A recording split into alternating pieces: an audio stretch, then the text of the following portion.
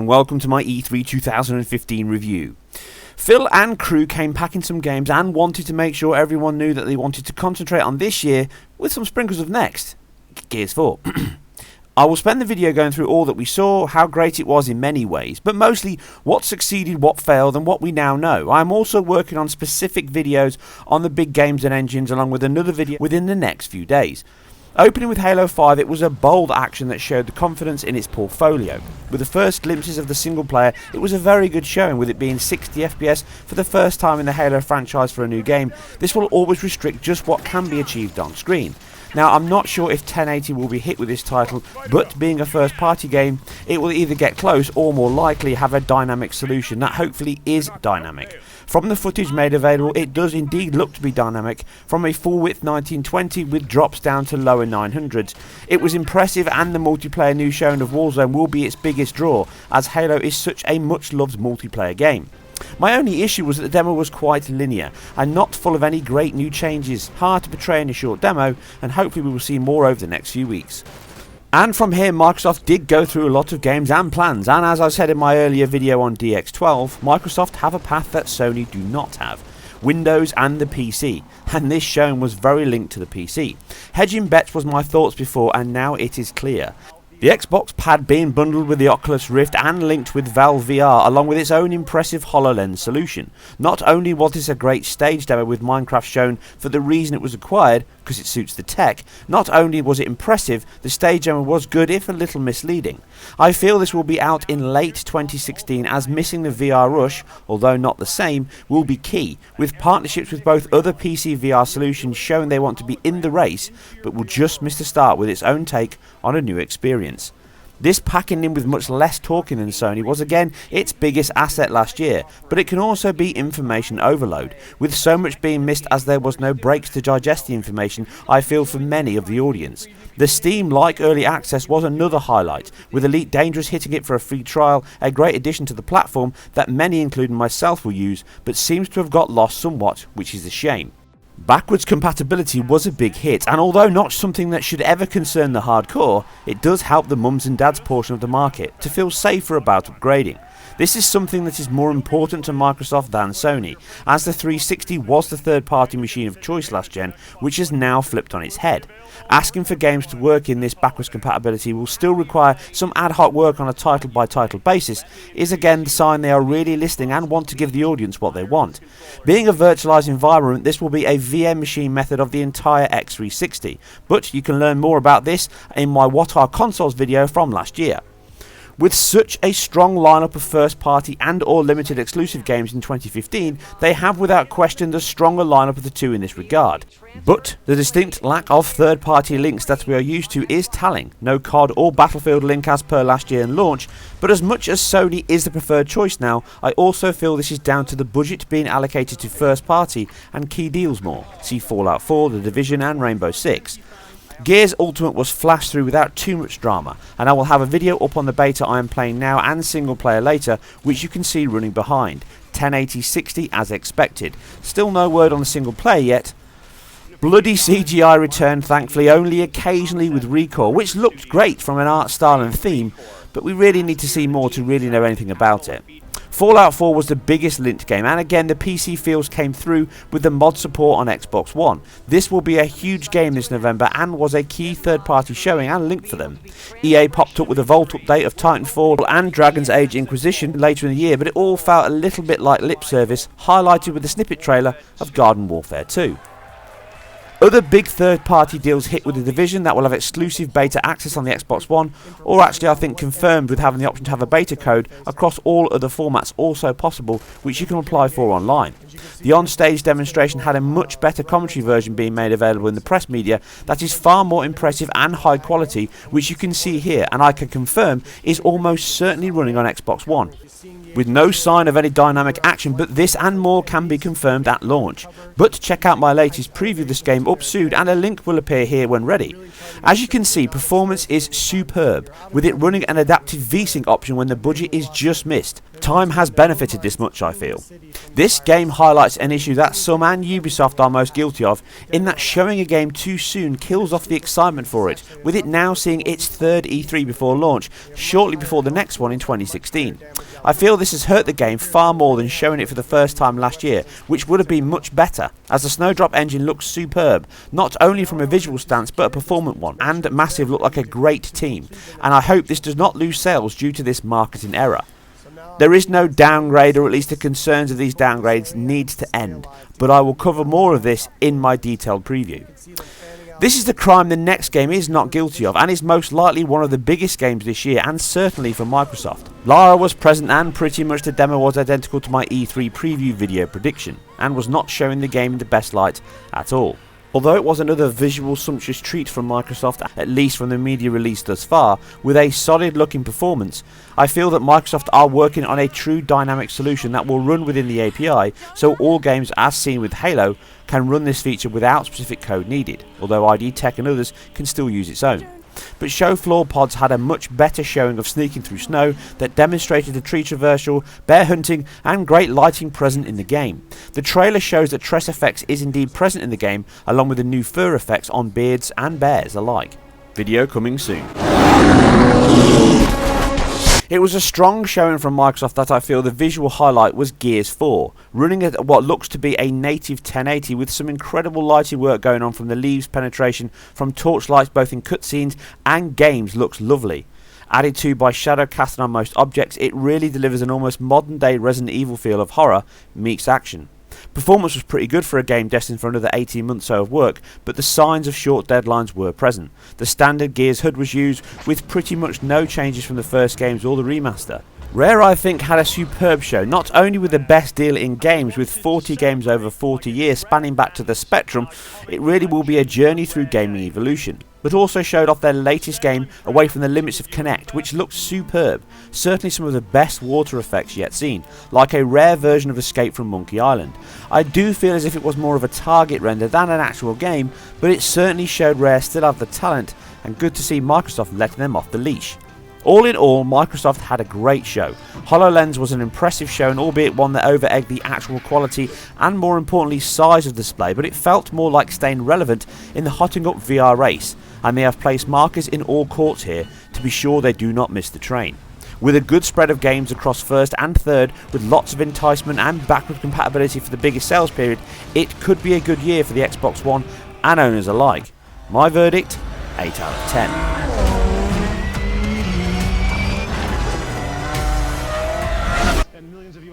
In no surprise, Sony went last and took longer, but boy did they bring some games and big announcements, so far as the hardcore is concerned anyway.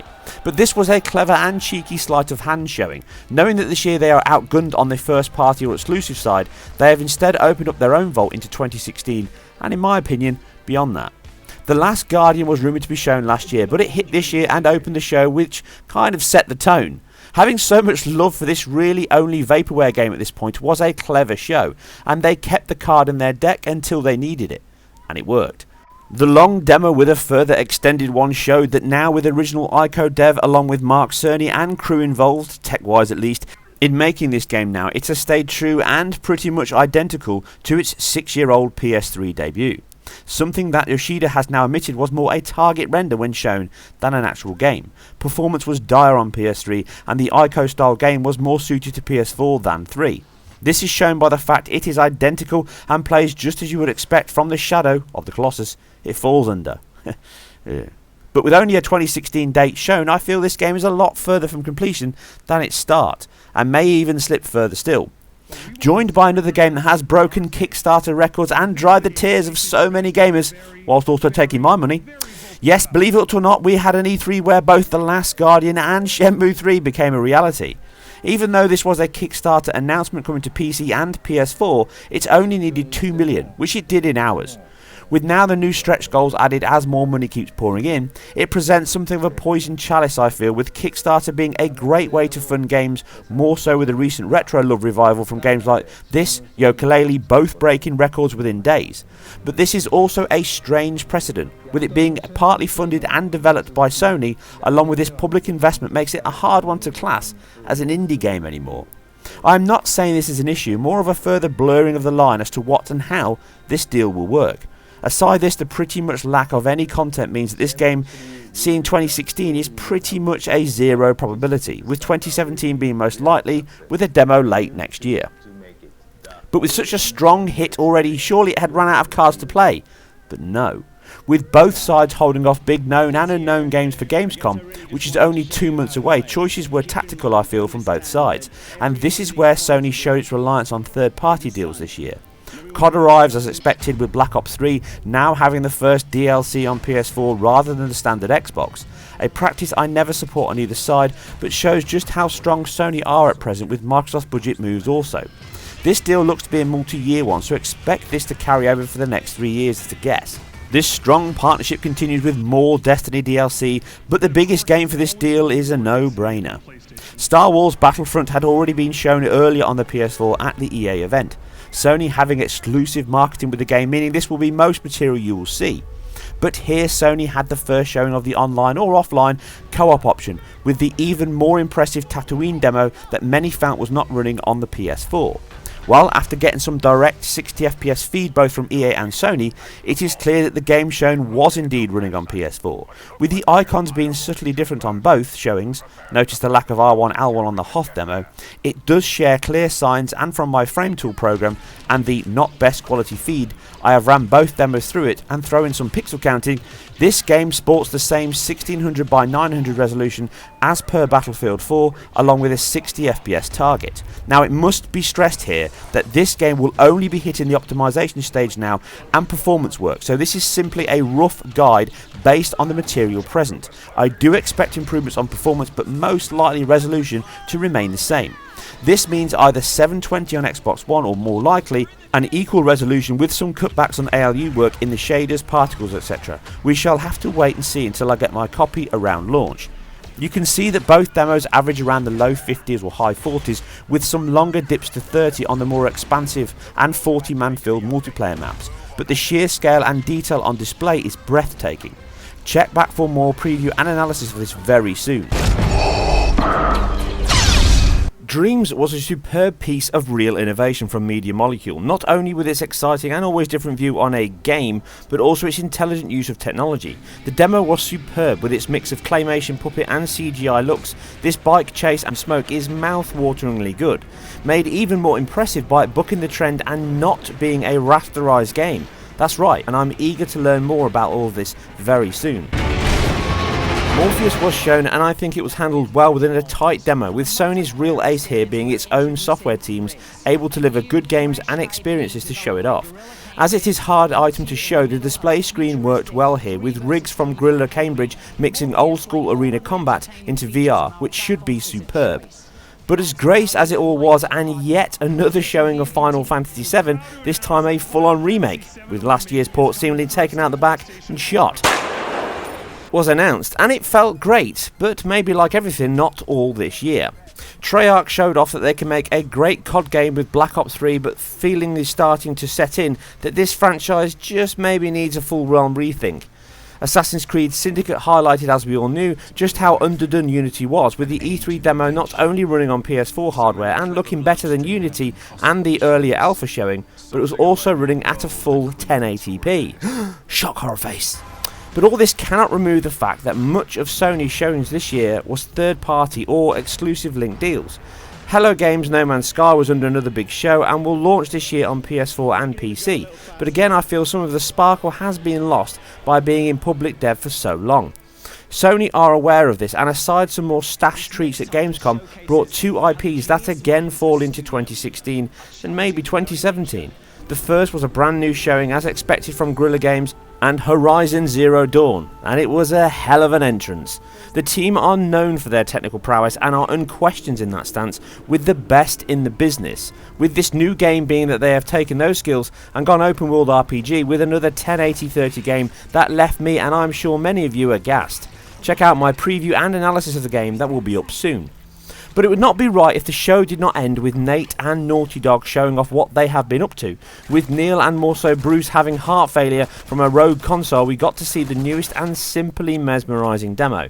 Check out my analysis of this demo and just what the now confirmed 1080-30 single player and 1080-60 multiplayer game is going to do to push the boundaries of games and dynamic action. In all, Sony had a great show and certainly played to its audience and played its cards well, but take away the games that are way off into next year, its list was much shorter than its rivals, but helped immensely by its linked deals. The irony of these two this gen just keeps on going. My final verdict loses a point helped mostly due to the terrible marketing deal that must have been part of the Star Wars one that meant we got to see a used car salesman for around 10 minutes selling us Disney toys, which was just horrendous and awkward, I felt. 7 out of 10 for Sony.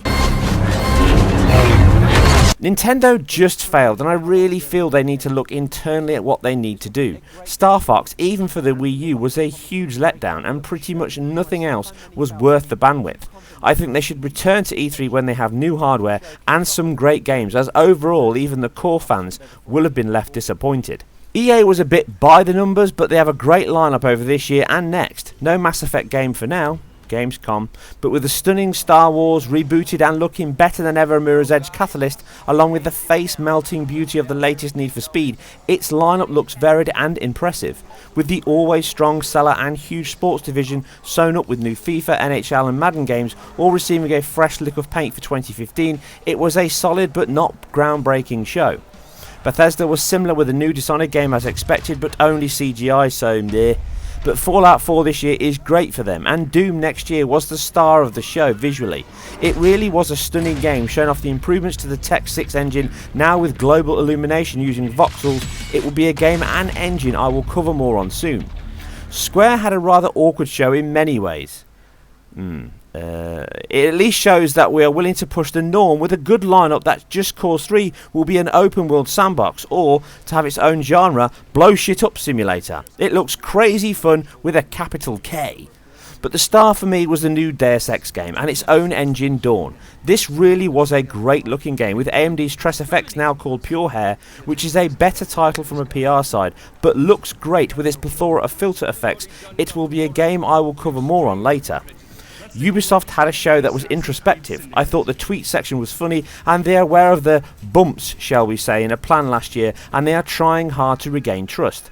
Aisha Tyler is as great as ever with just the right balance of satire and respect. I always enjoy her hosting.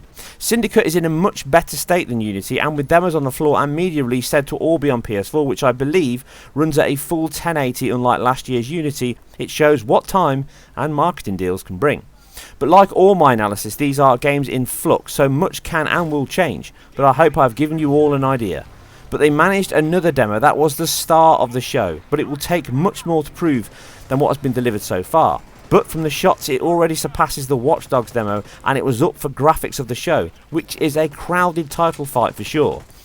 I was impressed, nay blown away by what was on offer this year from first party and third party, and Sony have certainly got the talent to keep pushing hard the kind of games and visuals we expected this year and from this generation. With Microsoft also making now a concerted effort to follow suit, I cannot wait to see even more of these and what is yet to come. With the big publishers also now getting to grips and having to set a target now cross-gen is dead, with the likes of the new Need for Speed, Frostbite really can show its wows. Deus Ex, The Division, Battlefront and the gobsmacking new Ghost Recon show that we are in for a hell of a ride and a golden generation. As always, I hope you guys and girls enjoyed this. If so, please hit that like and subscribe button, it really helps me immensely. Leave your thoughts and feedback below. Please check back all next week and beyond, as I get a lot of videos up covering all of these games at E3 and much more besides.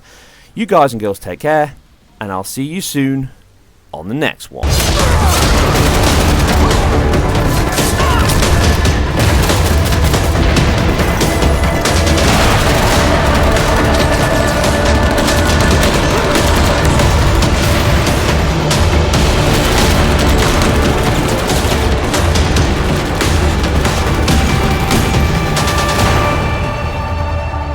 I can only fight enemies I see.